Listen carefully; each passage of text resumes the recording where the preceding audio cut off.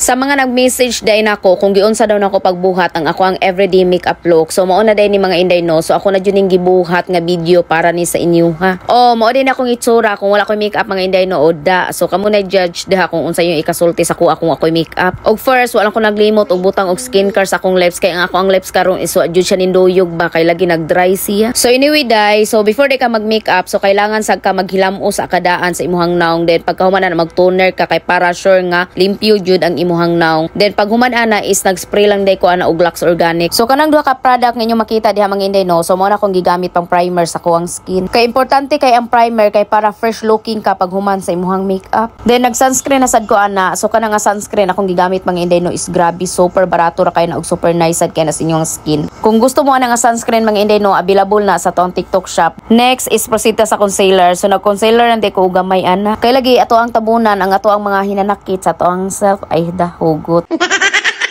Dayon i-blend lang gyud nyug maayo ang concealer day kay mao gyud nay nagdalag bida sa to ang nawong. Og nag-blush on na day ko ani day no. So ako day gigamit nga blush on, grabe super nice na nga blush on siya day. So kana akong gigamit si Sepo Color na nga cream. Huy, grabe gyud na siya kanindot mga inday. Og available gapon na siya sa to ang TikTok shop kung gusto mo ana nga product mo try. So nakanindot ani nga product day no kay dili lang siya pang blush lang. So pwede na sad siya sa eyes. Mo nang perfect kay na siya pang everyday makeup. Og next proceed ta sa powder. So ang powder sad akong gigamit mga inday no is nindot po na siya sa mga oily skin nga pareha nako. So pwede mo try pud ana nga product kung oily skin sad mo. So kanita ng product akong gigamit karon day is available ni sa kuang TikTok shop. So next proceed na sad ta sa to ang pagkilay. So kanang pagkilay nato is akong gigamit si Kimios. O kanisang gigamit ako nga pangkilay nga product mga inday no is nindot pud ni siya kay lagi long lasting og waterproof pud ni siya. O kani nga product mga inday no, so promising jud ni siya nga nindot ni siya kay lagi kung naamoy long event or mga ligo mo og swimming pool kay guwapag gahapon mo og nindot gahapon ang inyong kilay pagkawas ninyo sa tubig kay lagi long lasting og waterproof pud siya. O karon sang Kimios nga product mga inday no is mao jud na siya permi na ko gamiton pangkilay every time nga mogawas ko balay or every time nga mangilay pud ko. Pagkahuman ana isa ko lang siyang gilimpyuhan og concealer kay para mo form mga akong kilay og munindot pud siya tan-awon ba. So mo na kung mangilay gali mo ayo jud mo kalimot og limpyo og concealer sa inyong kilay kay para mo form og munindot ang inyong kilay tan-awon. Og sa lipstick ang akong gigamit ana sa Everbelina nga katong nude color kay lagi perfect rasad pud siya sa pang everyday makeup look. So pag human sa tong makeup so inaana na nga akong hitsura. So gusto pa jud ko magpa-cute-cute bang inatuon daw nako ako ang buho. Ay sus da, wa jud angay day. Bahalag unsaon pagporma ang buho. Ay mo nang please lang. Og ginana nili akong hitsura din no pag human ako og makeup. So medyo naritoki jud gamay ang ako ang nawong. Kay lagi ba day, dugay na jud kay ko nag-makeup kay lagi super tired jud ko sa mga panahon nga ning labay ba. Mo nang wala na jud ko kanahon na og makeup. So kung wala na ko nabasa ang mga message nga lagi nag-request sila og unsaon na pagbuhat sa everyday makeup look. So wa jud unta ko kanahon na nga magpagwapa day ko ani kay lagi kaning panahon na is moagto ko sa school sa ko ang anak. Kaya pa malagi ko time ani mo nang ako sang gibuhat ang ako ang makeup nga inyong request ba. Mo nang grabe jud kay na mo magic ang makeup no please lang. Anyway, mayong adlaw de sa atong tanan og diri ra sa day ko mag-end og mo ra sad to akong i-share sa inyo for today's video. I'm Emily and thank you for watching. Mo nang bye mo oy.